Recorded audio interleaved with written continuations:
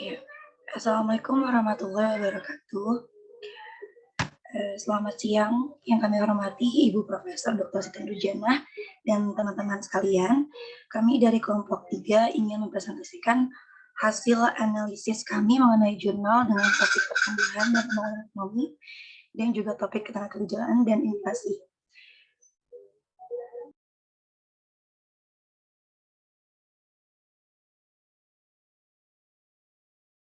Yang pertama ada topik pertumbuhan dan pembangunan ekonomi. Dengan jurnal yang pertama itu ada Journal of Education, Technology, Information, Social Science, and Health dengan judul artikel pengaruh indeks pembangunan manusia terhadap pertumbuhan ekonomi di Provinsi Banten. Perabang risetnya kapabilitas penduduk dalam menyerap dan mengolah sumber-sumber pertumbuhan ekonomi dalam menggapai pertumbuhan ekonomi dapat ditentukan dengan tingginya taraf IPM. Hasil risetnya pembangunan manusia di Banten mengalami perkembangan. Hal tersebut didukung oleh kenaikan IPM di Banten mencapai 72,72 pada tahun 2021, mengalami kenaikan sebesar 0,27% dari periode sebelumnya, yaitu sekitar 72,45.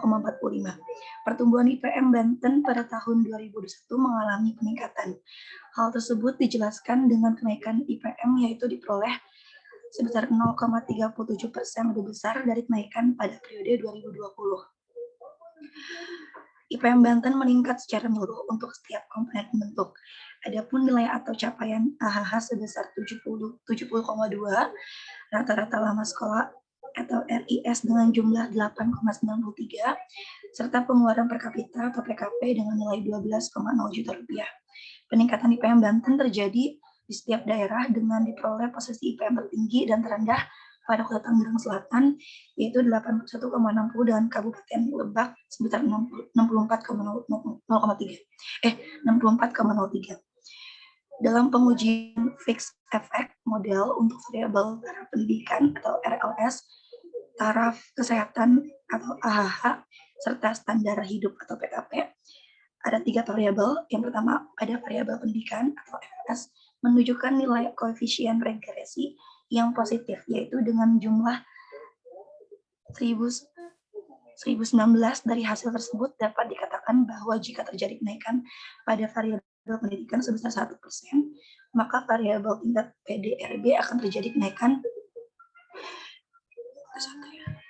1019%.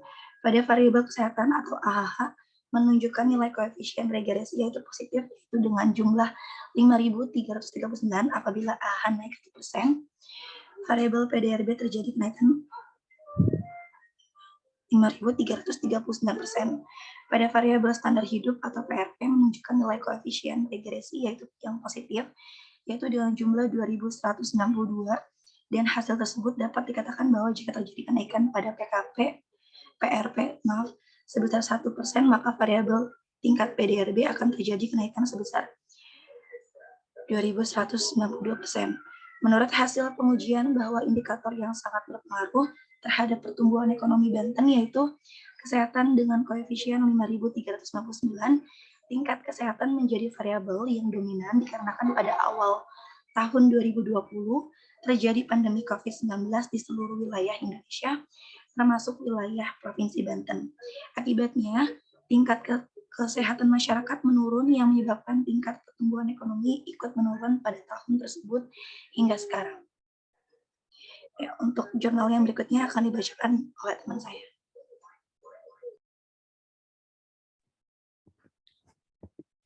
Selanjutnya ada jurnal Fakultas Ekonomi dan Bisnis Universitas Negeri Gorontalo dengan judul Analisis Ketimpangan Pembangunan dan Pertumbuhan Ekonomi di Provinsi Gorontalo. Problem risetnya itu adalah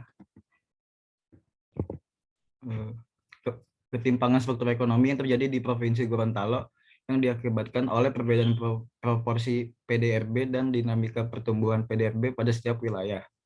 Hasilnya adalah menurut penelitian Kabupaten Gorontalo merupakan daerah dengan kontribusi nilai PDRB real terbesar dengan rata-rata 38% terhadap PDRB Provinsi Gorontalo. Dari 2.369 miliar rupiah nilai PDRB real provinsi di tahun 2008, 38%-nya atau sekitar 899 miliar merupakan kontribusi dari Kabupaten Gorontalo dengan pembagian 20% dari Kota Gorontalo, 19% Pohuwato, 12% Boa Lemo, dan 10% dari Bone Bolango. Besarnya kontribusi PDRB setiap wilayah ini tidak diikuti dengan pertumbuhan yang proporsional. Artinya, daerah yang memiliki PDRB terbesar justru memiliki laju pertumbuhan PDRB yang relatif rendah dibandingkan dengan daerah yang memiliki kontribusi PDRB yang kecil. Sampai dengan tahun 2007, rata-rata pertumbuhan ekonomi terbesar dimiliki Kabupaten Pohuwato atau sekitar 7,16%. Lebih tinggi dibanding rata-rata pertumbuhan provinsi, yaitu sekitar 6,45%. Kota Gorontalo, Kabupaten Boa Lemo, Kabupaten Gorontalo, dan Kabupaten Bone Bolango masing-masing dengan pertumbuhan sebesar 6,93%, 6,46%, 6,21%, dan 5,18% per tahun.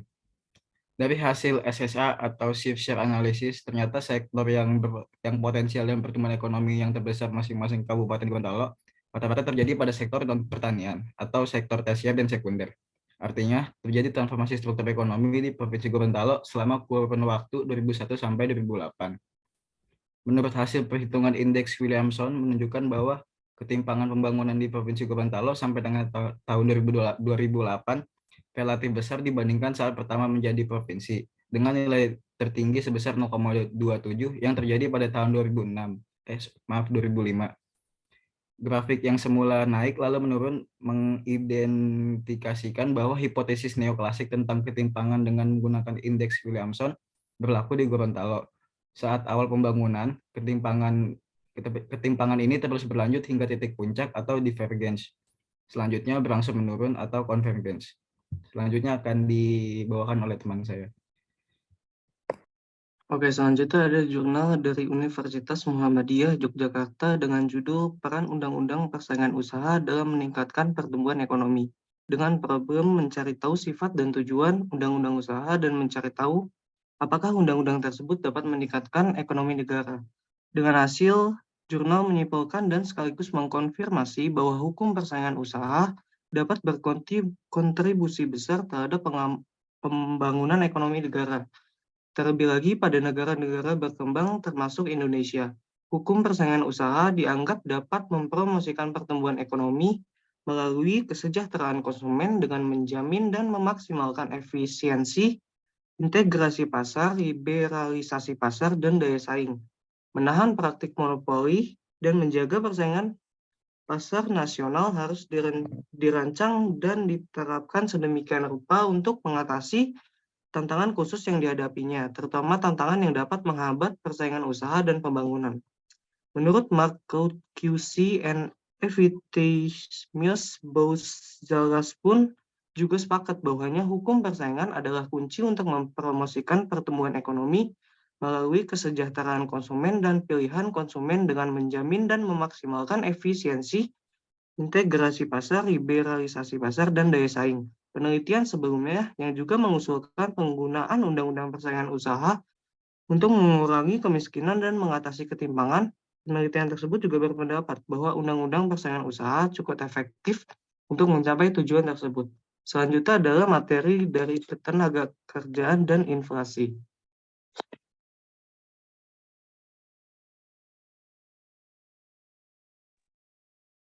Baik, selanjutnya yaitu tabel hasil riset tentang ketenagakerjaan dan inflasi. Yang pertama dengan jurnal Pendidikan, Sosial, dan Budaya volume 5 nomor 1 tahun 2019 dengan judul artikel Masalah Ketenagakerjaan di Indonesia. Problem risetnya konsep angkatan kerja dan pengangguran serta ketenagakerjaan di Indonesia berdasarkan data dari Badan Pusat Statistik tahun 2019. Hasil riset, berdasarkan data Badan Pusat Statistik tahun 2019, angkatan kerja pada bulan Agustus 2018 di seluruh Indonesia mencapai sekitar 131 juta orang, sedangkan pengangguran terbuka berjumlah 5,34%. Dari jumlah pengangguran terbuka tersebut, sebagian diantaranya sudah pernah bekerja. Bertambahnya pengangguran terbuka yang telah pernah bekerja sebelumnya pada umumnya disebabkan karena pemutusan hubungan kerja atau PHK. Jumlah angkatan kerja pada Agustus 2018 sebanyak 131 juta orang, naik sekitar 3 juta orang dibanding Agustus 2017. Komponen pembentuk angkatan kerja adalah penduduk yang bekerja dan pengangguran. Pada Agustus 2018, sebanyak 124 juta orang adalah penduduk bekerja, sedangkan sebanyak 7 juta orang menganggur. Dibandingkan setahun yang lalu, jumlah penduduk bekerja bertambah sekitar 3 juta orang, sedangkan pengangguran berkurang 40.000 orang. Hal tersebut dipengaruhi oleh kebijakan makro pemerintah dalam upaya menanggulangi pengangguran. Sejalan dengan naiknya jumlah angkatan kerja, tingkat partisipasi angkatan kerja atau TPAK juga meningkat. TPAK pada Agustus 2018 tercatat sebesar 67,26%, meningkat 0,59 persen poin dibanding setahun yang lalu. Kenaikan TPAK memberikan indikasi adanya kenaikan potensi ekonomi dari sisi pasokan suplai tenaga kerja. Berdasarkan jenis kelamin, terdapat perbedaan TPAK antara laki-laki dan perempuan. Pada Agustus 2018, TPAK laki-laki sebesar 82,69%, sedangkan TPAK perempuan hanya sebesar 51,88%. Dibandingkan dengan kondisi setahun yang lalu, TPAK laki-laki dan perempuan masing-masing meningkat sebesar 0,18 persen poin dan 0,99 persen poin. Hal tersebut disebabkan karena eksistensi kehadiran teknologi, utamanya teknologi informasi yang makin canggih dan masif. Selanjutnya akan dibacakan oleh rekan saya. Kemudian yang kedua terdapat Jurnal Ekonomika Syariah, Jurnal Pemikiran dan Pengembangan Ekonomi Syariah volume 7 nomor 1 edisi Agustus 2021 dengan judul artikel Pengaruh Inflasi Terhadap Pertumbuhan Ekonomi di Indonesia. Problem risetnya adalah analisis mengenai tingkat inflasi di Indonesia periode 2016 sampai 2020 yang mempengaruhi produk domestik bruto atau PDB Indonesia di periode 2016 sampai 2020. Keadaan pertumbuhan ekonomi di Indonesia pada 2016 sampai 2020 menunjukkan perekonomian Indonesia yang melesu yang disebabkan ketidakpastian ekonomi global dan adanya isu finansial seperti defisit transaksi berjalan, inflasi yang tinggi, nilai tukar rupiah yang melemah. Pada tahun 2020, PDB Indonesia semakin merosot hingga minus 2,50, yang disebabkan adanya pandemi COVID-19 yang melanda Indonesia, yang mengakibatkan menurun drastisnya minat membeli masyarakat, serta semakin meningkatnya pengangguran di Indonesia. Kemudian, penelitian yang dilakukan penulis bertujuan untuk menguji pengaruh inflasi terhadap pertumbuhan ekonomi Indonesia tahun 2016 sampai 2020. Penelitian tersebut dianalisis menggunakan program SPSS 24. Penulis menyimpulkan bahwa inflasi berpengaruh signifikan dan negatif terhadap pertumbuhan ekonomi Indonesia tahun 2016 sampai 2020. Hal ini dikarenakan permasalahan ekonomi yang tidak terduga terjadi di Indonesia. Tahun 2020, inflasi yang meningkat disebabkan adanya pandemi COVID-19 yang melanda Indonesia yang berdampak pada naiknya harga BBM dan sembako, serta menurunnya minat beli masyarakat, serta meningkatnya jumlah pengangguran di Indonesia. Kemudian, semakin tingginya angka inflasi di Indonesia, maka akan semakin mempengaruhi angka pertumbuhan ekonomi. Jika dilihat pada angkanya, nilai inflasi yang terjadi di Indonesia pada periode 2016 sampai 2020 ini masih berada di kisaran normal dan masih dapat memberikan kesempatan bagi negara Indonesia untuk meningkatkan perekonomiannya. Kemudian, selanjutnya akan dibacakan oleh teman saya. Baik, selanjutnya ada dari Jurnal Manajemen Bisnis Institut Bisnis Nusantara, analisis faktor-faktor yang mempengaruhi inflasi di Indonesia periode 2005 sampai 2014, pendekatan error correction model. Yang pertama, pengaruh kurs terhadap inflasi, yaitu dari hasil perhitungan menunjukkan bahwa perubahan persentase kurs dalam jangka pendek berpengaruh negatif namun tidak signifikan terhadap perubahan tingkat inflasi di Indonesia. Hal ini tidak sesuai dengan teori bahwa semakin tinggi tingkat kurs maka akan menaikkan tingkat inflasi di Indonesia. Ini terjadi karena belum terasanya perubahan nilai kurs secara menyeluruh karena ada kemungkinan orang mempunyai cadangan atau stok dalam bentuk materi atau uang maupun non-materi atau stok barang. Sedangkan dalam jangka panjang kurs mempunyai pengaruh yang negatif dan berpengaruh signifikan. Ini sesuai dengan teori yang menyatakan bahwa semakin tinggi tingkat kurs maka akan menaikkan tingkat inflasi. Ini terjadi karena secara otomatis produsen akan menaikkan harga jual produknya dan akan meningkatkan inflasi. Lalu yang kedua ada pengaruh jumlah uang beredar terhadap inflasi.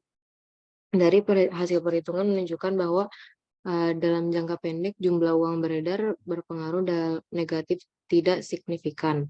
Ini terjadi karena dalam jangka pendek naik turunnya jumlah uang beredar dalam perekonomian secara cepat ditanggapi dan disikapi oleh masyarakat, sehingga tidak terjadi inflasi. Sedangkan dalam jangka panjang jumlah uang beredar berpengaruh positif dan signifikan.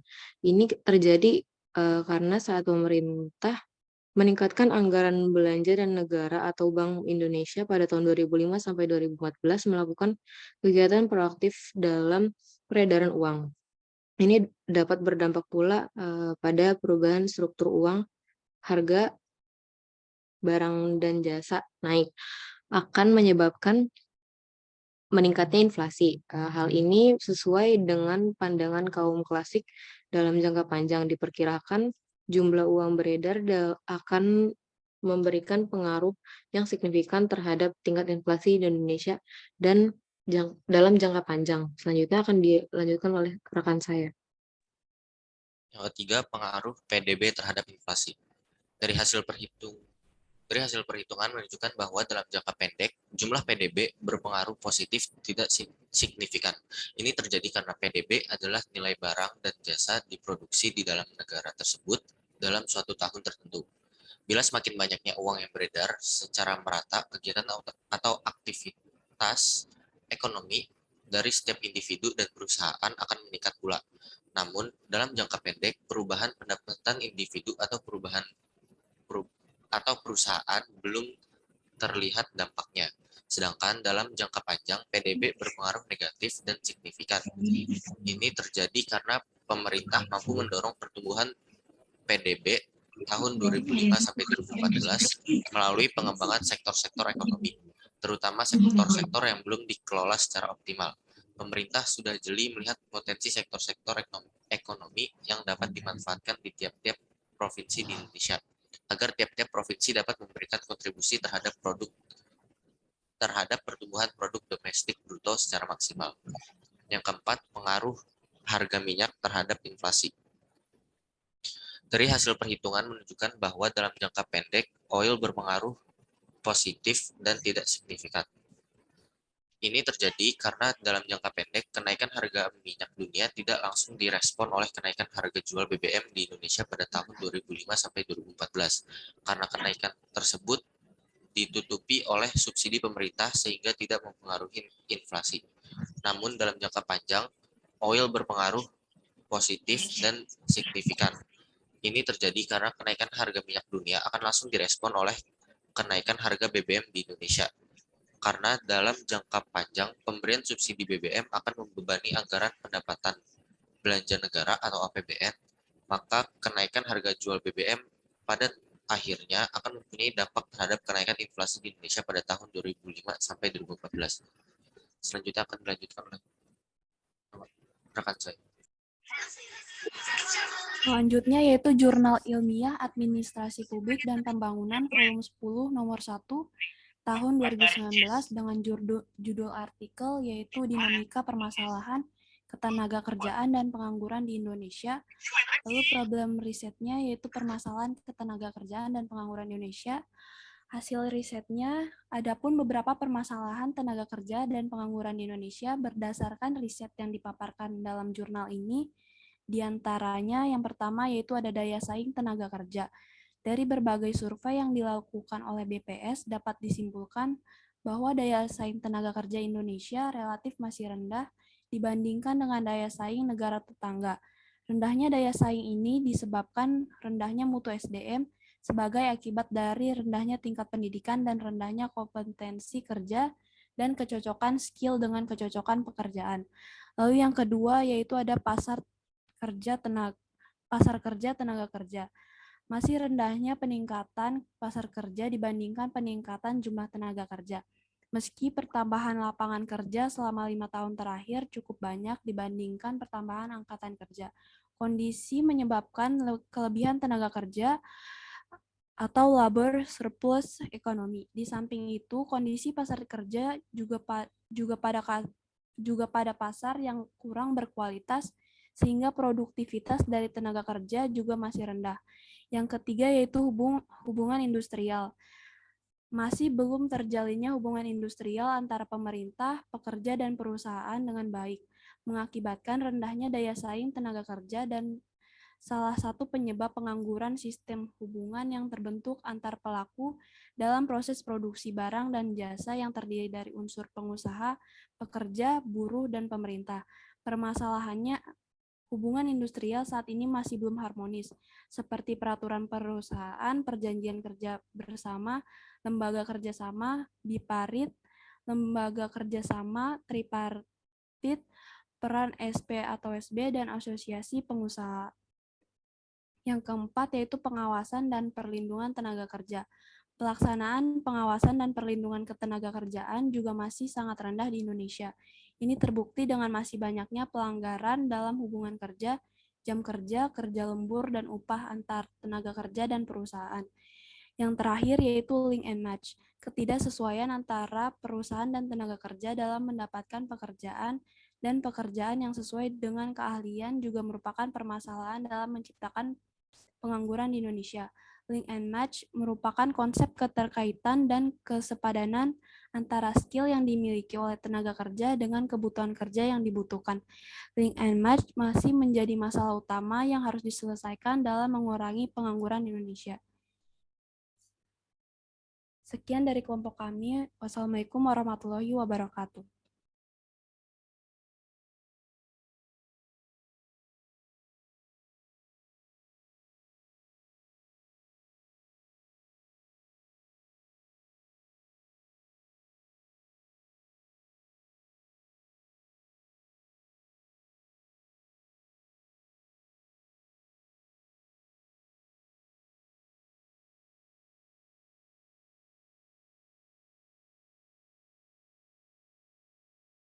Baik, jurnalnya hampir semuanya jurnal nasional ya.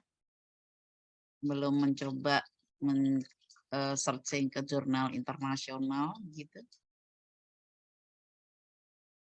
Oke, nggak apa-apa, tapi nanti semangat untuk mengupdate ya dari data-data itu penting bagi khususnya yang ingin meneliti tentang ekonomi ya, terkait variabel tadi ya, karena untuk ditingkatkan dalam sebuah penelitian skripsi misalkan itu diupdate lagi pada jurnal-jurnal internasional ya, seperti apa potret atau perkembangan dari teori-teori tersebut. Baik, silakan yang berikutnya, Mas Arief. Oke, selanjutnya Ya, atau ada yang ingin ditanyakan terlebih dahulu dari paparan tadi?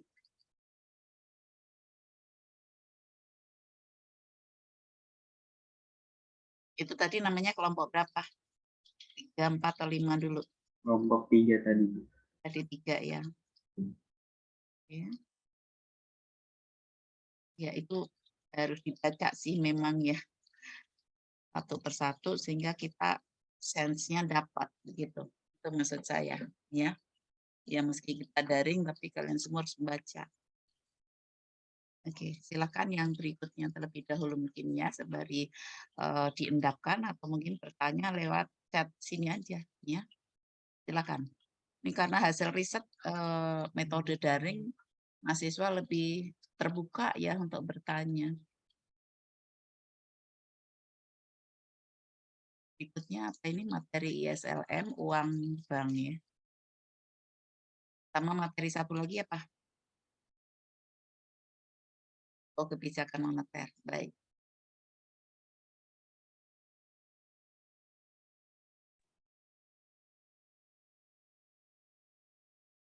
nanti dikompilasi ya Mas Arif ya, jadi dalam satu file Excel aja. Baik Bu, setelah kelas ini. Ya. Silakan. Baik, Assalamualaikum warahmatullahi wabarakatuh. Kami dari kelompok 4 yang Waalaikumsalam warahmatullahi wabarakatuh. beranggotakan Aisyah Novira, Ahmad Najimi Salim, Azhara Putri Dewi Mumpuni, Fitri Alfiana, Johara, Muhammad Zaki Arif, Raffi Arkananta, dan Zaid Al-Fatih akan memaparkan hasil riset kami tentang materi ISLM, uang, bank, dan kebijakan moneter. Selanjutnya akan dilanjutkan oleh rekan saya.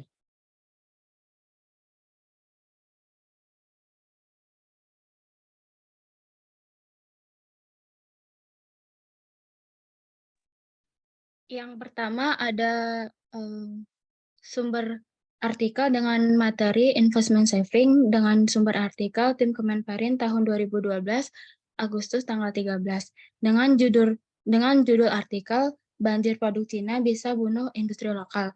Dengan problem riset menjelang Hari Raya Idul Fitri sudah bisa dipastikan konsumsi masyarakat akan bertambah hingga 2 kali lipat. Namun yang menjadi permasalahan saat ini adalah membanjirnya produk impor dari negeri Cina yang membuat sejumlah pelaku usaha dalam negeri mengalami kekhawatiran. Pasalnya, banjir produk Cina di pasar domestik berpotensi membunuh industri lokal. Dengan hasil riset,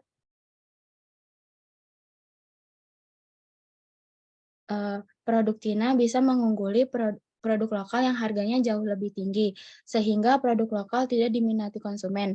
Kondisi ini pada akhirnya akan mematikan perusahaan lokal. Akibat dari semua itu, maka perusahaan lokal akan ditutup dan meningkatkan pengangguran di dalam negeri. Kondisi ini akan mendorong investasi asing makin berkurang karena mereka mengalihkan dananya ke negara lain yang akan dijadikan basis produksi ke pasar Indonesia. Hal ini akan menekan ekspor Indonesia ke pasar dan impor barang dari negara lain akan semakin banyak masuk ke Indonesia.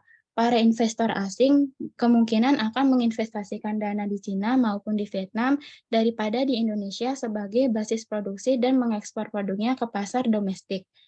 Berbagai upaya telah dilakukan pemerintah untuk mendongkrak penggunaan produk-produk dalam negeri, baik melalui penerapan berbagai macam regulasi teknis dan tata niaga untuk pengamanan pasar dalam negeri. Sementara itu, di bidang perdagangan, Kemenperin telah melakukan inisiatif untuk penguatan pasar dalam negeri melalui penerapan standar nasional Indonesia wajib untuk produk industri. Kebijakan tata niaga seperti penerapan importir produsen maupun importir terdaftar, penerapan trade defense seperti safeguard, anti-dumping, dan countervailing duties, serta optimalisasi peningkatan penggunaan produk dalam negeri di semua lini kehidupan dan kegiatan perekonomian.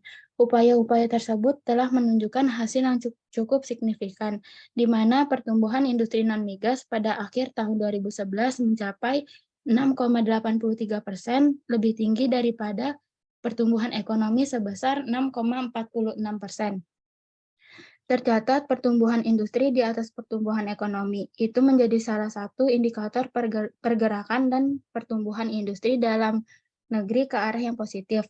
Selain itu, kenaikan laju pertumbuhan dialami kelompok industri kecil, barang kulit, dan alas kaki sebesar 7,52% dengan produktivitasnya sekitar 17%, dan tambahan penyerapan tenaga kerja baru sebanyak 55.000 orang, serta penghematan energi mencapai 6-18%. Selanjutnya akan dilanjutkan oleh rekan saya.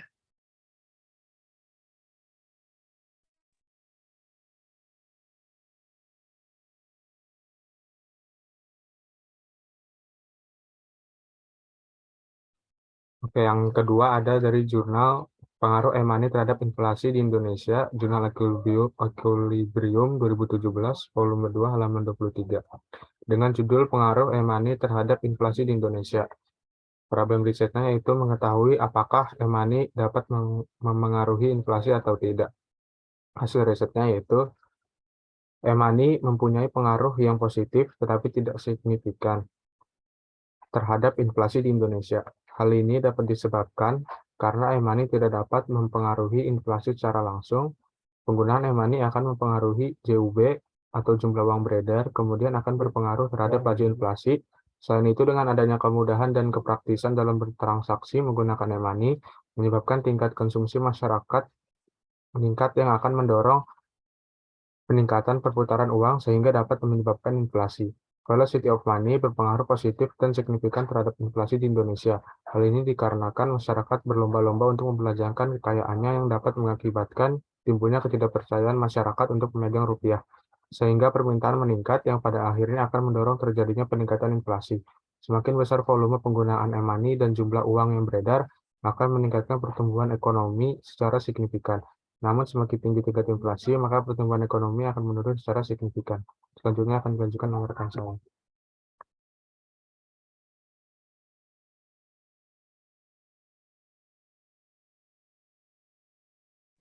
Yang ketiga yaitu ada jurnal berjudul penggunaan uang elektronik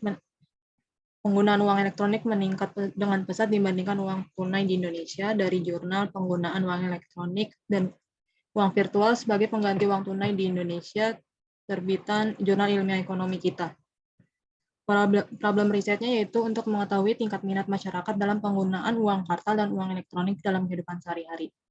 Hasil problem risetnya yaitu, Gubernur Bank Indonesia, Peri Warjio, memaparkan bahwa transaksi digital meningkat dengan adanya topangan dari preferensi masyarakat dalam berbelanja daring, perluasan, dan kemudahan sistem pembayaran digital.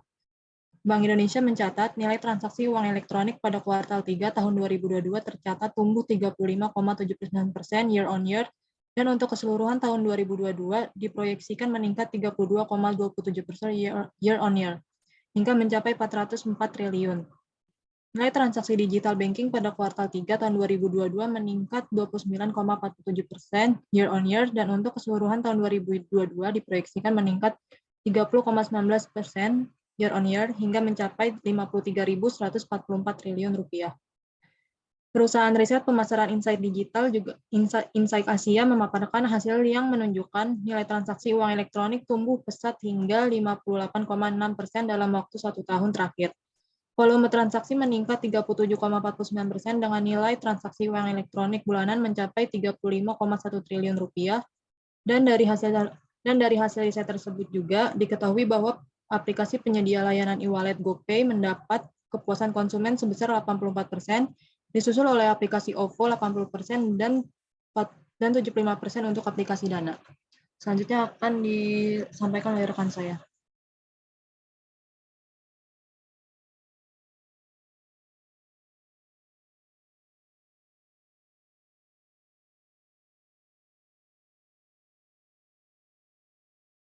Selanjutnya, jurnal persepsi pedagang atas penolakan uang logam sebagai alat tukar.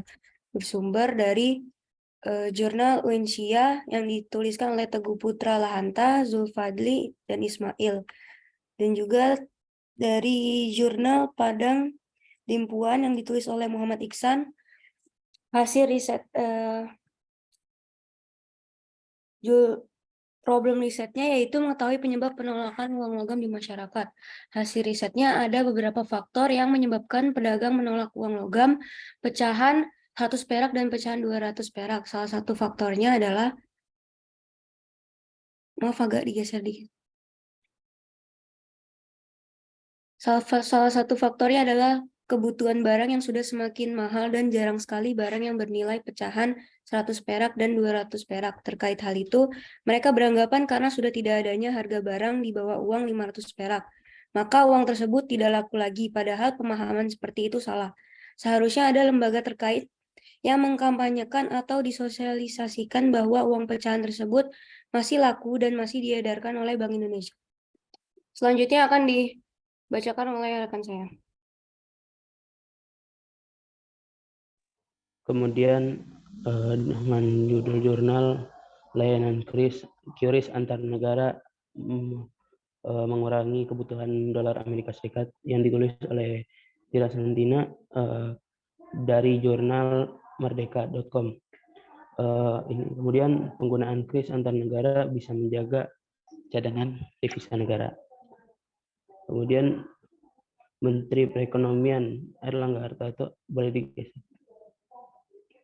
mengatakan bahwa penggunaan QRIS bisa menjaga cadangan devisa negara karena QRIS mempunyai pengaruh terhadap inflasi mata uang dolar Amerika Serikat yang tidak stabil, karena QRIS bisa kita gunakan tanpa harus membawa mata uang negara yang ingin dituju. Dan sudah bisa kita gunakan sebagian negara ASEAN, yakni Singapura, Malaysia, Thailand, dan Filipina. Dengan demikian, Indonesia bisa menjaga cadangan devisa negara. Indonesia telah membuat kerangka ekonomi untuk pembuatan QRIS di tahun untuk tahun 2025. Namun nyatanya QRIS sudah bisa digunakan sejak sekarang dan sudah efektif per tahun 2023. Dan BI mencatat 21 juta pedagang atau merchant sudah menggunakan QRIS sejak pertama kali diluncurkan, yaitu di bulan Agustus 2019.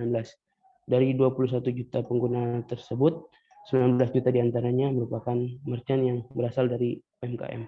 Dan kemudian akan dilanjut oleh rekan saya.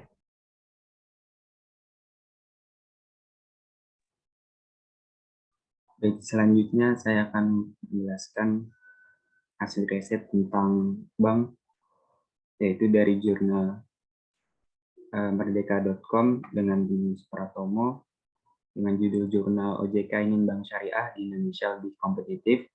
Dengan problem riset, PT Bank Syariah Indonesia BSI TBK mengaku penetrasi industri perbankan berbasis syariah di Indonesia masih rendah. Tercatat di akhir tahun 2020 lalu penetrasi bank syariah di Indonesia bersekitar 6,51% atau masih di bawah 7%. Angka ini jauh dibandingkan dengan Malaysia yang penetrasinya sudah hampir 30%. Lalu hasil risetnya, Chief Economist BSI Banjaran Surya Indra Stomo mencatat setidaknya ada 4 faktor penyebab rendahnya tingkat penetrasi perbankan syariah di tanah air. Yang pertama ada faktor jaringan. Dalam bahan paparannya, jumlah jaringan bank konvensional di Indonesia saat ini telah mencapai 28.342 kantor unit, sedangkan jaringan perbankan syariah baru mencapai 2.664 kantor unit. Kita lihat layanan syariah ini versus jumlah penduduk 1 berbanding 100, 1.426 orang. Ujarnya dalam webinar GBR Safari Ramadan di Jakarta. Yang kedua, ada rendahnya literasi dan inklusi keuangan syariah juga pada masyarakat luas menjadi suatu faktor minimnya penetrasi bank syariah di Indonesia. Yang ketiga, ada infrastruktur IT dan digital channel. Ini berbagai layanan digital juga terus kita dorong. Yang terakhir, ada permodalan. Permodalan ini menyebabkan ekspansi bisnis yang dilakukan oleh perbankan syariah masih terbatas. Meski begitu, melalui merger atau penggabungan usaha 3 bank plat merah yakni PT Bank BRI Syariah Tbk, PT Bank Syariah Mandiri, dan PT Bank BNI Syariah menjadi PT Bank Syariah di Indonesia Tbk diyakini akan mendongkrak penetrasi perbankan syariah di Indonesia. Ini alasan dari bagaimana pemerintah bergerak untuk mendorong merger dari bank syariah anak BUMN sehingga secara permodalan lebih kuat, secara jaringan juga lebih besar. Selanjutnya, materi akan disampaikan oleh rekan saya.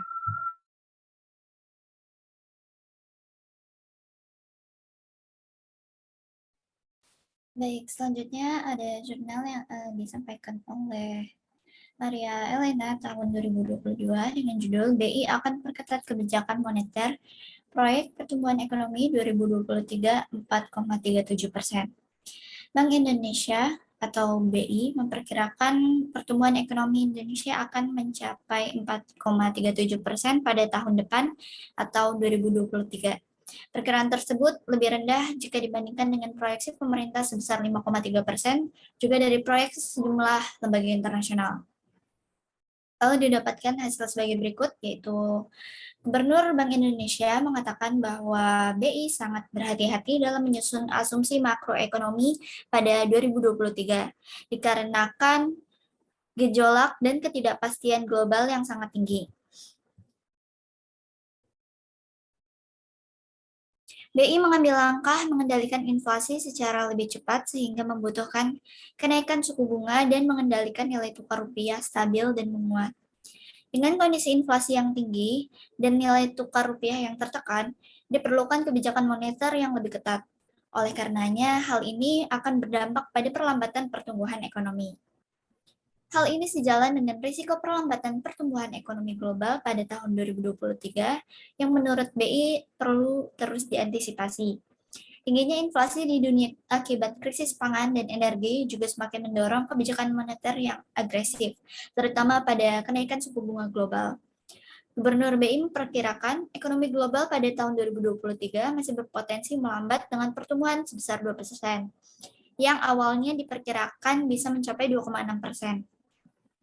Kenaikan suku bunga, terutama oleh negara maju, diperkirakan akan berlangsung lebih lama.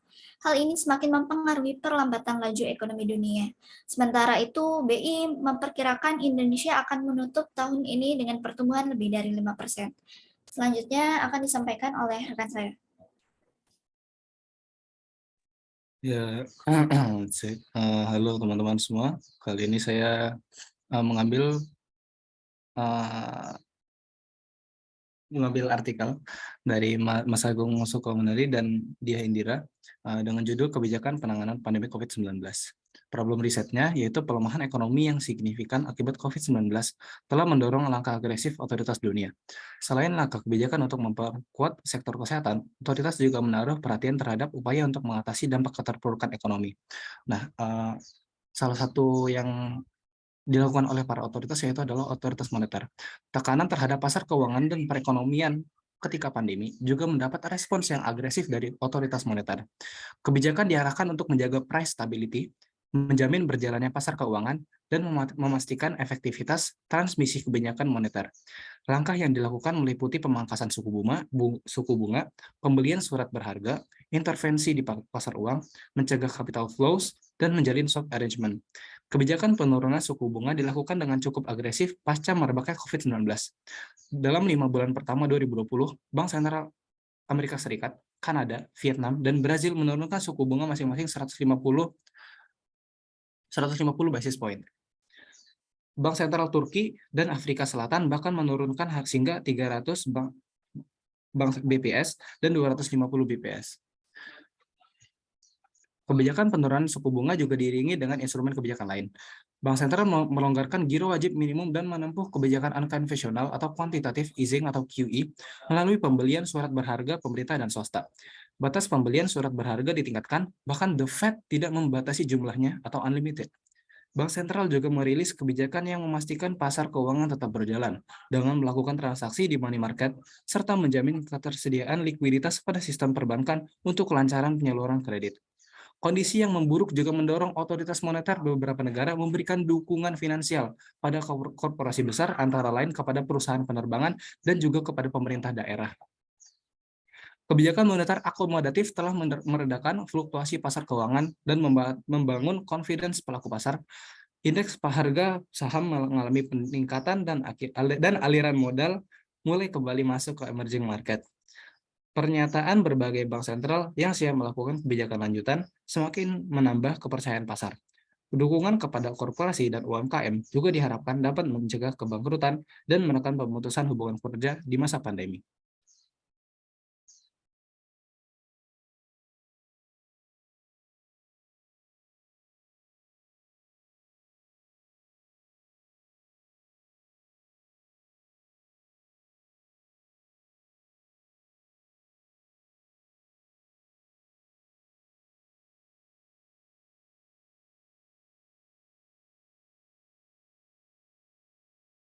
Baik, sekian pemaparan dari kelompok kami. Kurang lebihnya mohon maaf. Wassalamualaikum warahmatullahi wabarakatuh. Selanjutnya dikembalikan kepada PJ.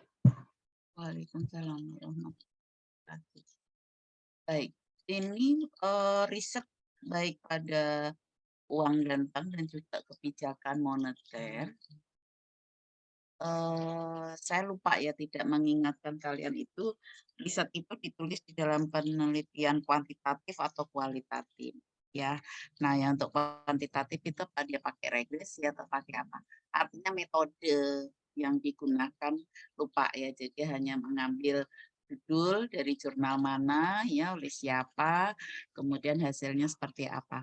Satu hal lagi yang penting adalah metodologi. Jadi dia pakai kuantitatif atau kualitatif ya. Dia menggunakan regresi biasa atau seperti apa. Nah, itu metodenya penting juga, tapi lupa ya saya menyampaikan sehingga kalian tidak tergali. Kalau linknya semua masih bisa diakses, dicoba aja ditambahkan ya metode yang digunakan begitu. Jadi ditambahkan kolom. Kemudian juga perlu diperkaya lagi dari jurnal-jurnal internasional ya. Nah, itu disimpan baik-baik barangkali di antara kalian teman kelas ya tertarik ya untuk melakukan riset-riset ini lalu kemudian bisa dibuatkan ya di dalam digital. Nah, itu saya kira menarik dan membantu untuk mahasiswa ya melacak artikel ya dalam jurnal-jurnal terkait topik-topik tertentu. Jadi ini adalah langkah inisiasi awal ya buat kalian dan juga kan yang namanya pengantar ekonomi, mahasiswa ekonomi wajib memahami kedalaman dan juga keluasan ya apa saja gitu ya topik yang dibahas di dalam ekonomi, baik konteks mikro maupun konteks makro dan seperti apa saja sih hasil-hasil risetnya. Nah itu pentingnya buat kalian.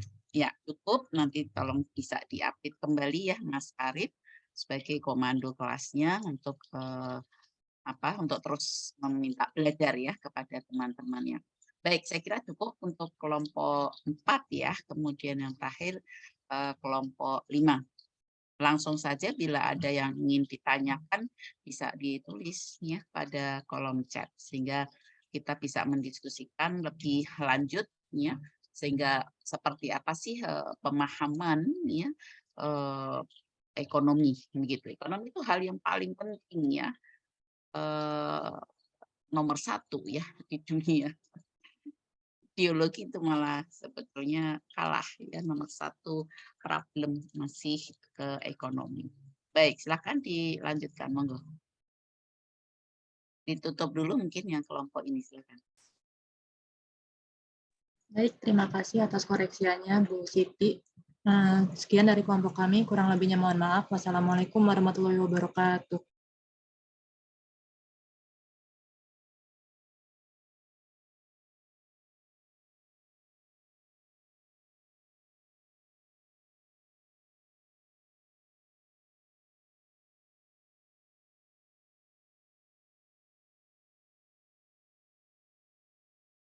Assalamualaikum warahmatullahi wabarakatuh. Selamat siang, Ibu Profesor Dr. Siti Nurjana, SEMSI, dan juga selamat siang untuk teman-teman semua. Perkenalkan kami dari kelompok 5 yang beranggotakan Adam Fajrul Falah, Andi Muhammad Syauki, Desma Nur Putri, Rachel Askia Zahra, Vera Deana Cindy, Daril Fajrar Ardiansyah, El Sinta Putri, dan Imelda Bella Clarissa ingin mempresentasikan tabel riset mengenai kebijakan fiskal dan perdagangan internasional. Yang pertama, di sini ada tabel riset mengenai kebijakan fiskal yang akan disampaikan oleh rekan saya. Oke, baik. Yang pertama adalah jurnal dari Bappenas Working Paper volume kelima nomor 1 Maret 2022. Judul artikelnya yaitu Analisis Dampak Kebijakan Desentralisasi Fiskal Terhadap Penurunan Tingkat Kemiskinan pada Kabupaten Kota Studi Kasus Indonesia pada tahun 2010 sampai 2018. Problem risetnya yaitu bagaimana pengaruh desentralisasi fiskal terhadap tingkat kemiskinan pada kabupaten kota di Indonesia baik secara nasional maupun di daerah kawasan Barat Indonesia atau KBI dan kawasan Timur Indonesia.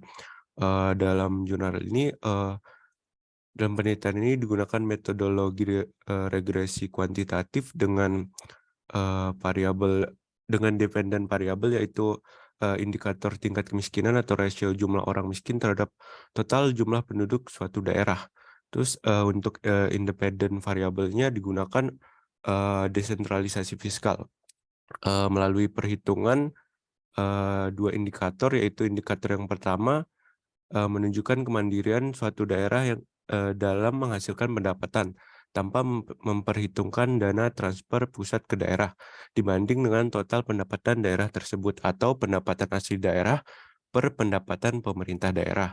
Dan indikator yang kedua menunjukkan kemandirian suatu daerah dalam menghasilkan pendapatan dengan mempertimbangkan potensi kemampuan daerah dibandingkan dengan total belanja daerah atau pendapatan asli daerah per belanja daerah didapati hasil bahwa yang pertama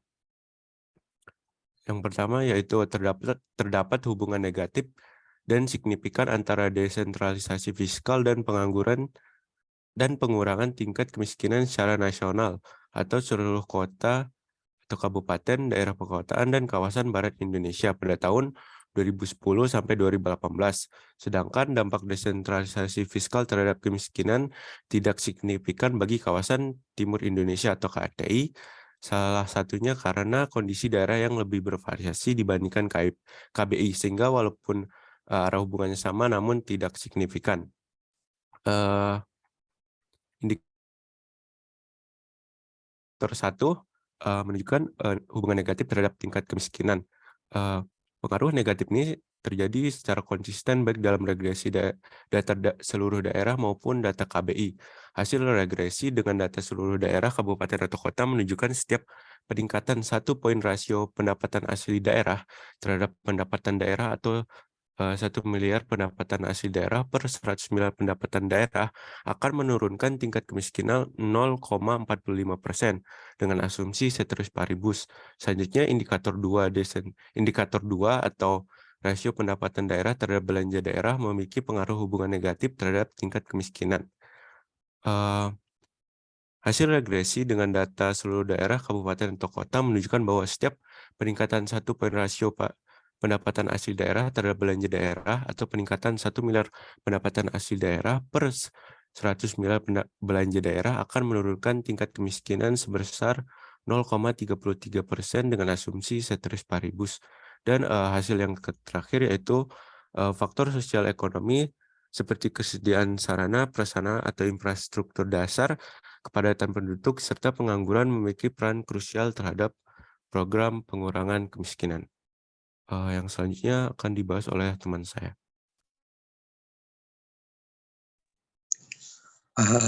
Kebijakan fiskal selanjutnya yaitu di dalam jurnal Ekonomi dan Bisnis volume 8 nomor 1 tanggal 10 Maret 2022 dengan judul artikel yaitu Kebijakan Fiskal Indonesia dalam mengentaskan kemiskinan melalui pajak daerah, perspektif ekonomi Islam. Bagaimana kebijakan fiskal Indonesia dalam mengentaskan kemiskinan melalui pajak daerah perspektif ekonomi Islam, yaitu berdasarkan hasil analisis yang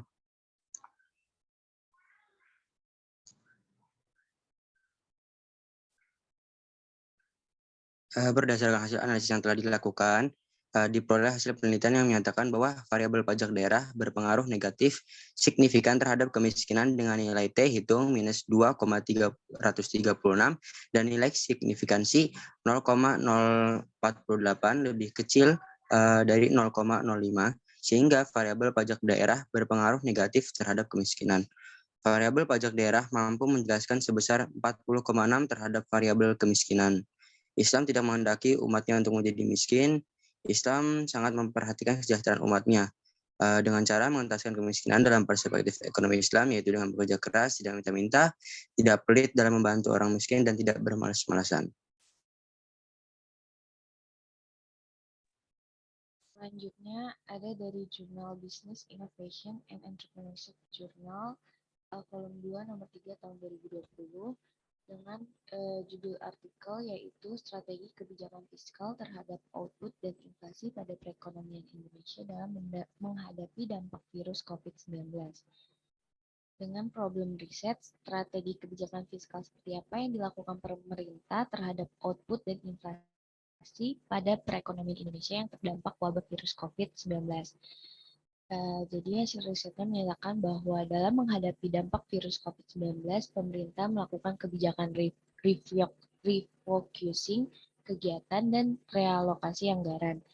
Strategi kebijakan fiskal yang berpengaruh terhadap output dan inflasi pada perekonomian Indonesia dapat dilihat dari kebijakan pemerintah yang tertuang dalam 3 stimulus, yaitu yang pertama, pada bulan Februari, pemerintah memberikan stimulus sebesar 8,5 triliun untuk memperkuat ekonomi dalam negeri melalui sektor pariwisata. Kemudian yang kedua, pada pertengahan Maret, pemerintah meluncurkan stimulus lanjutan senilai 22,5 triliun. Stimulus tersebut berupa kebijakan fiskal dan non-fiskal untuk menopang sektor industri dan memudahkan ekspor impor. Dan yang terakhir, pada akhir Maret, pemerintah menetapkan pembatasan sosial berskala besar untuk menangani penyebaran virus. Stimulus yang diberikan yaitu sebesar 405,1 triliun yang dikeluarkan untuk mendampingi kebijakan kesehatan. Setelah itu, pemerintah juga menerapkan kebijakan new normal yang dapat diharapkan dapat menyokong pertumbuhan ekonomi. Dengan beroperasinya sektor industri, perekonomian dapat bergeliat kembali dan mengatrol pertumbuhan ekonomi.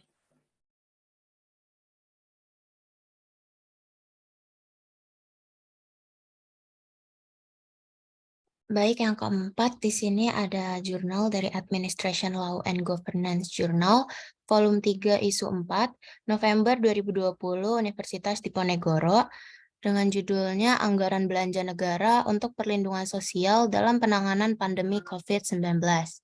Problem risetnya di sini bagaimana kebijakan fiskal dalam pelaksanaan anggaran belanja atas APBN dalam penanganan pandemi COVID-19.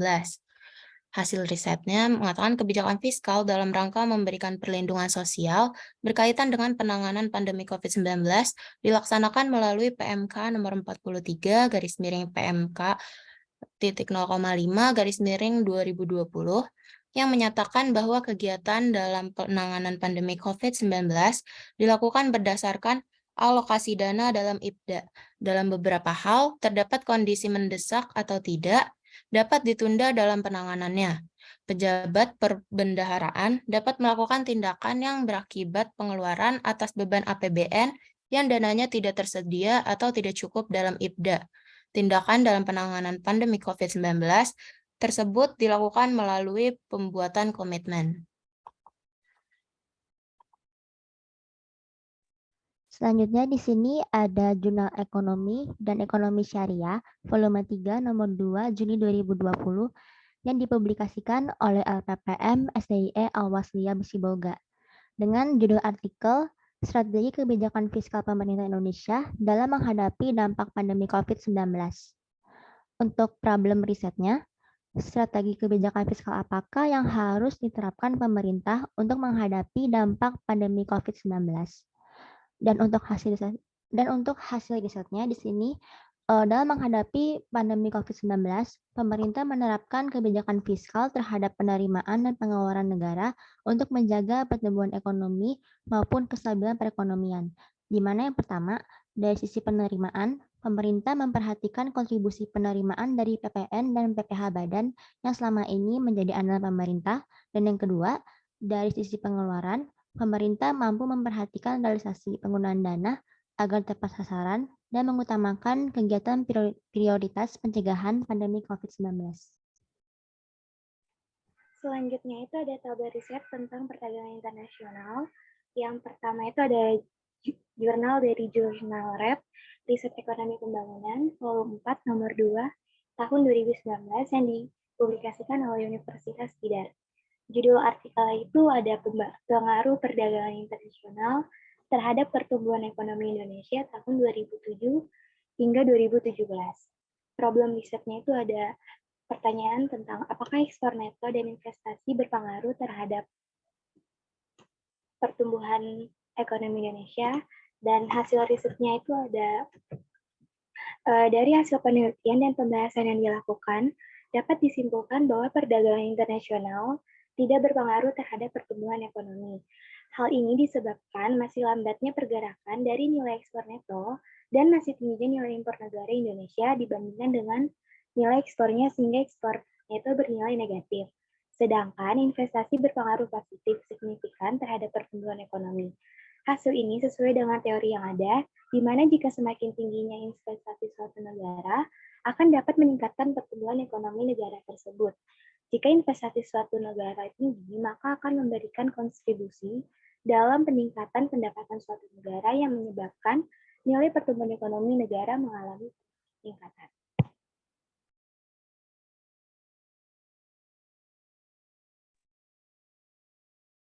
Baik, selanjutnya yaitu dari Jurnal Riset Bisnis dan Manajemen volume 9 nomor 1 April 2019 yang dipublikasikan oleh STIE Ekuitas Bandung dengan judul artikel Analisis Pengaruh Perdagangan internasional terhadap pertumbuhan ekonomi Indonesia. Problem risetnya itu adalah bagaimana pengaruh ekspor dan impor terhadap pertumbuhan ekonomi Indonesia, serta strategi apa yang dilakukan untuk meningkatkan nilai ekspor Indonesia.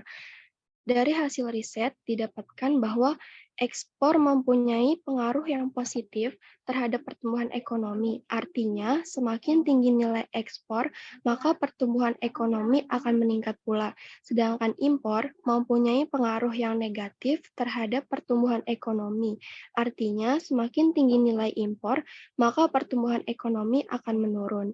Nah, selanjutnya itu strategi yang digunakan untuk meningkatkan hasil ekspor Indonesia adalah melalui diversifikasi produk industri, peningkatan produksi pertanian, perkebunan, eksplorasi sumber daya emas, teknologi tepat guna, modernisasi manajemen, memberikan bantuan promosi dan keringanan pajak bagi eksportir, serta meningkatkan daya saing produk.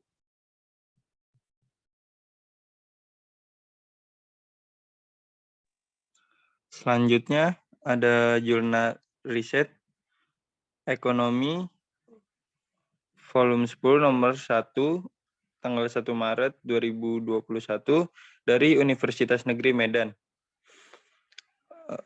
Di sini problem risetnya itu dampak perdagangan internasional terhadap pertumbuhan ekonomi Indonesia pada tahun 2009 sampai tahun 2019.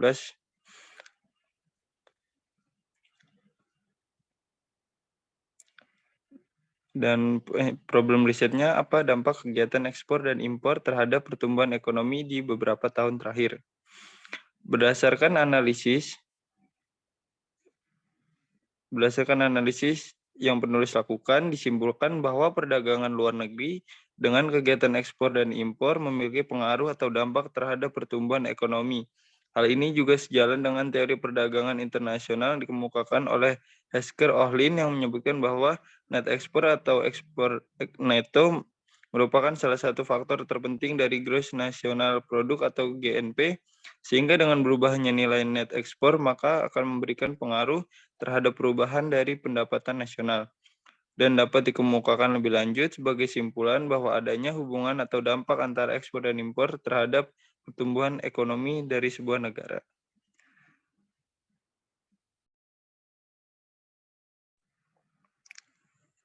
Sekian hasil dari kelompok kami.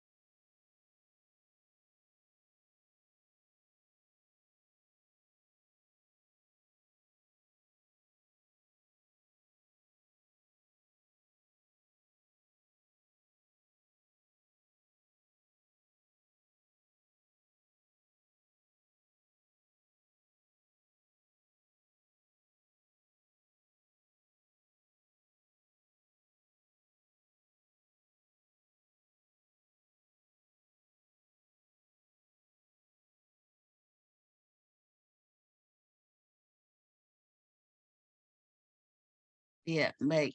Ya, saya lihat kalian sih sudah bagus men-searching. Kok itu nomornya cuma 3 ya? Hanya sedikit-sedikit ya di atasnya. Oke. Iya. Nah, kurang lebih seperti itu. Jadi kalau kita punya banyak waktu lagi, maka membedah artikel dalam jurnal-jurnal itu menjadi keasikan sendiri dan bisa berdampak kepada output yang namanya meta-analisis atas artikel-artikel pada masing-masing topik. Ya, tetapi saya nggak menuntut sehingga ke meta-analisis, itu PR selanjutnya. Ini baru inisiasi awal ya kalian membedah gitu ya sesuai topik-topik. Ini sudah bagus, tadi saya mendengarkan juga sudah menjelaskan metodenya, tapi akan lebih tampak terlihat apabila metodologi itu dibuatkan dalam satu kolom sendiri, sehingga kita bisa langsung membedakan antara satu artikel dengan artikel yang lainnya. Bagus, ya. Jadi untuk perkara makro sering ya kita apabila dilakukan riset begitu tidak sesuai atau kurang pas pada teori-teori yang ada. Kenapa? Teori-teori yang ada itu memang mengambil untuk berbagai negara dan untuk rentang waktu yang panjang gitu, sehingga ya untuk istilahnya case study di Indonesia menjadi tidak bisa mengikuti teori-teori yang dibuat. Itu seringnya ya selama saya mendampingi ya mahasiswa PE khususnya di dalam membuat penelitian-penelitian yang sifatnya ekonomi seperti itu. Tapi enggak apa-apa, maksudnya bagus sebagai wawasan kalian tentang ekonomi. Karena tidak ada ya PE 1 dan 2 ya, sekarang digabung PE 1 dan 2-nya sebagai mata kuliah wajib fakultas. Saya kira itu ada yang ingin ditanyakan dari teman-temannya. Silakan. Ya, kalau tidak ditanyakan berarti sudah cukup puas, mudeng, paham begitu ya topik-topik pada mikroekonomi dan juga makroekonomi. Ya, mulai pendapatan nasional, keseimbangan pendapatan nasional, inflasi, pengangguran, pijakan moneter, pijakan fiskal, tentu pijakan moneter terkait uang dan bank gitu ya, jumlah uang beredar, lalu kebijakan fiskal tentu terkait pajak ya, terkait government expenditure ya. Kemudian pendapatan nasional itu adalah menjumlah total activity. Ini sering yang keliru itu antara pendapatan nasional dengan APBN, padahal itu sesuatu yang berbeda ya. Kalau APBN itu kan dana yang dihimpun ya melalui pajak, hibah dan lain sebagainya yang harus dikelola oleh negara dan untuk dilakukan government expenditure ya, pengeluaran pemerintah. Anggarannya besar sekali ya APBN untuk 2023 berapa? 3.000 triliun ya. Nah, 3.000 triliun bayangkan sendiri berapa anggaran untuk pendidikan. Iya, dari 3.000 triliun. Kalau 20% aja hampir 600 triliun. Iya, 3.000 triliun. Ya, jadi pendidikan 600 triliun. Nah, itu buat apa? Ngitungnya juga susah. Baik ya, jadi besar sekali. Kita memang negara besar ya. Termasuk negara ke-6 besar dilihat dari PDB-nya. Ya, besarnya itu karena memang jumlah penduduk yang besar ya. Besar satu kan Cina ya, penduduknya 9 miliar. Kemudian Amerika, India ya. Kita ya penduduknya 273 juta. Di besarnya jumlah penduduk itu memang harus dikelola sehingga besar dan berkualitas begitu. Jadi pembangunan ekonomi harus berkualitas. Berkualitasnya seperti apa? Ya, kesejahteraan itu ada dan merata begitu. Itu tentu harapannya.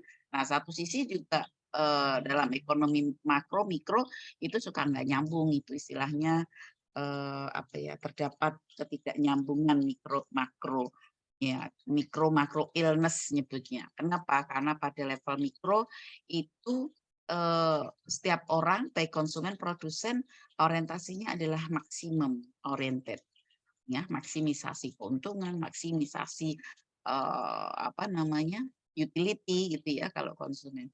Tapi giliran makroekonomi nggak bisa. Yang dilakukan hanya optimum oriented ya, karena harus mengimbangi, ada yang senang harga tinggi dan ada yang senang harga rendah, semuanya dilindungi, dikendalikan ya sehingga stabil, sehingga dalam ekonomi makro itu kestabilan ya pemerintah, stabilan ekonomi, stabilan keamanan itu menjadi penting karena tadi di masyarakat berbeda-beda orientasi, keinginan, dan seterusnya. Nah, ibarat panas tubuh, suhu panas itu diperlukan tidak? Diperlukan ya, kalau orang mati kan udah nggak panas lagi. Nah, tetap diperlukan, tetapi dalam kondisi panas yang tinggi pasti kan menjadi sakit ya. Maka dikendalikan, tetap ada panas, namun sedang ya. Sedangnya berapa ya manusia hidup? Berapa itu? 36 ya, 37 aja udah anget ya. Kurang lebih di 36 derajat. Nah, kalau dalam perekonomian apa ya? Harga barang kalau terlalu tinggi menjerit, masyarakat menolak. Tapi kalau pedagangnya seneng. Nah, tapi kan kita harus memperhatikan juga konsumen sehingga kenaikan harga boleh, tetapi jangan sampai 2 digit lebih gitu. Jadi kenaikan harga barang boleh, karena kalau tetap stagnan itu tidak apa ya, dari sisi produsen tidak merangsang pertumbuhan seperti itu. Jadi harga itu ya ibarat panas dalam tubuhnya diperlukan sehingga suhunya hangat di dalam perekonomian. Kalau dalam kondisi panas sekali ya tadi menjadi overhead-nya perekonomian. Itu situasi yang dihindari ya, karena pasti di sana inflasi yang sangat tinggi. Dan juga termasuk sistem-sistem, kita tahu ada kapitalisme, ada sosial, itu akhirnya bisa dilakukan adalah dikombinasikan gitu ya, tetap yang memberikan kesejahteraan masyarakat yang banyak. Nah, untuk mengevaluasi komprehensif ekonomi makro, memang harus ada bagian yang mengawasi, mengkontrol dengan baik, sehingga ya kan banyak ya di medsos itu melihat ketidakberhasilan ya presiden sekarang gitu.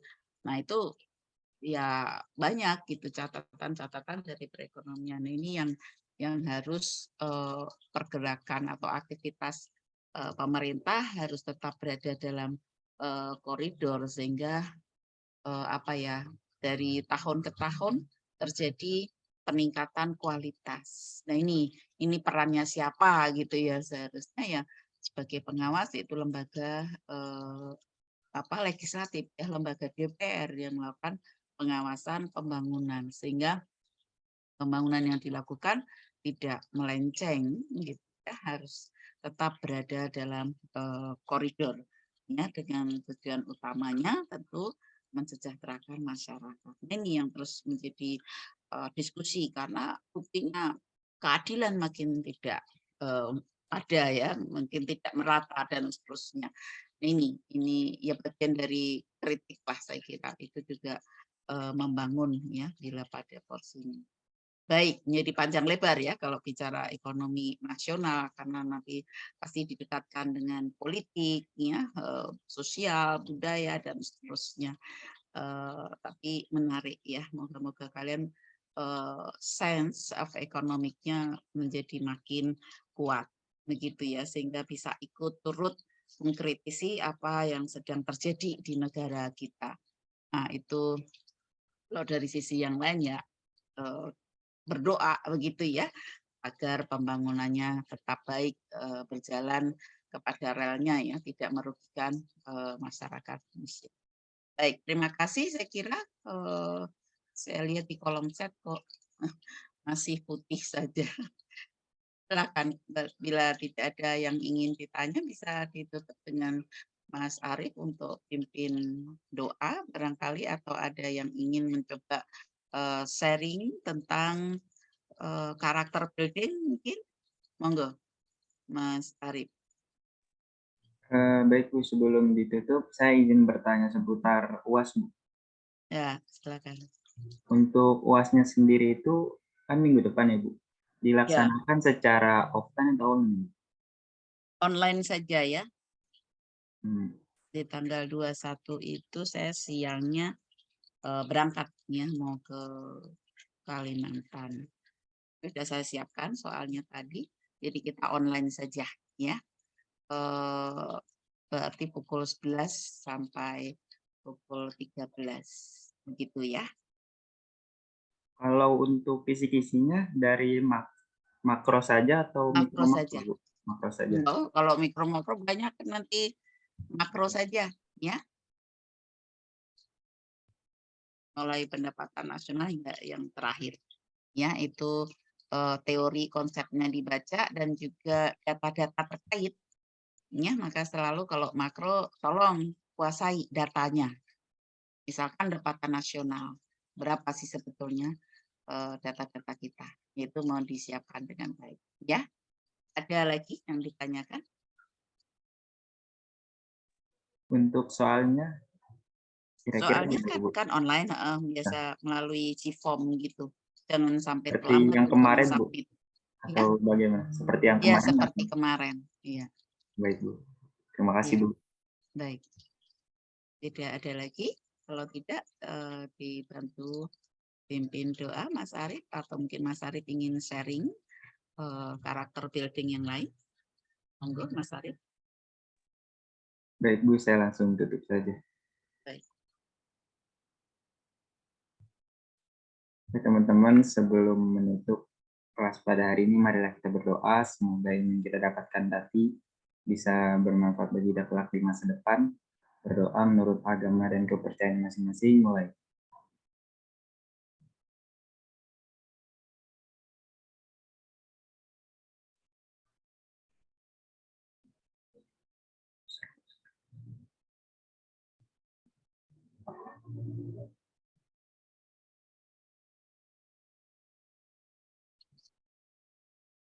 Berdoa selesai. Baiklah teman-teman, sebelum menutup, mari kita masuk dulu kepada sesi dokumentasi pada teman-teman yang tidak terkendala device dan lain sebagainya untuk mengaktifkan fitur kameranya agar dokumentasi berjalan dengan lancar. Untuk slide yang pertama, 1, 2, 3. Slide yang kedua, 1, 2, 3.